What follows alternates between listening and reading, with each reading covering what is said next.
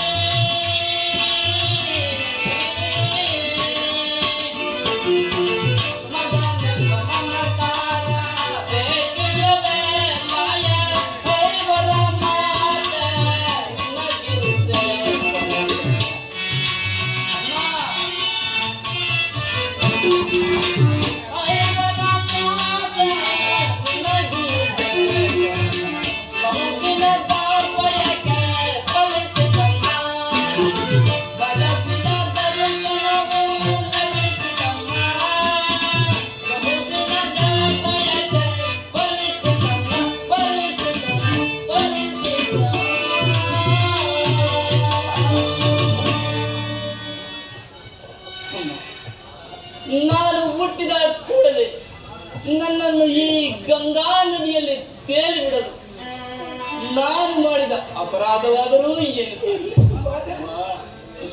ನೀನು ನನ್ನನ್ನು ಈ ಗಂಗಾ ನದಿಯಲ್ಲಿ ತೇಲಿ ಬಿಟ್ಟಾಗ ಅಲ್ಲಿದ್ದ ಜಲಚರ ಮೃಗಾದಿಗಳು ಈ ಪಾಪಿಯ ದೇಹವನ್ನು ಕಿತ್ತು ತಿನ್ನದೆ ಹಾಗೆಯೇ ಬಿಟ್ಟು ಬಿಟ್ಟವಲ್ಲಮ್ಮ.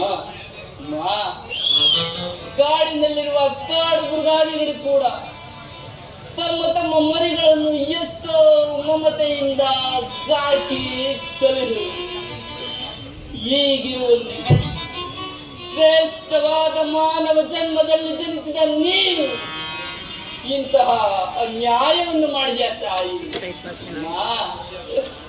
ನನ್ನನ್ನು ಎಲ್ಲರೂ ಸೂತನು ಈನ ಕುಲದವನೆಂದು ಈ ಆಳಿಸುತ್ತಿರುವಾಗ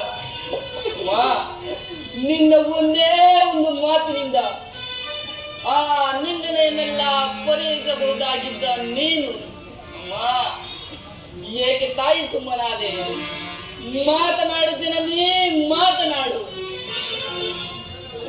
ಅಮ್ಮ, ನೀನು ನನ್ನ ಎತ್ತ ತಾಯಿ, ದೈವಕ್ಕೆ ಸಮಾನಳು.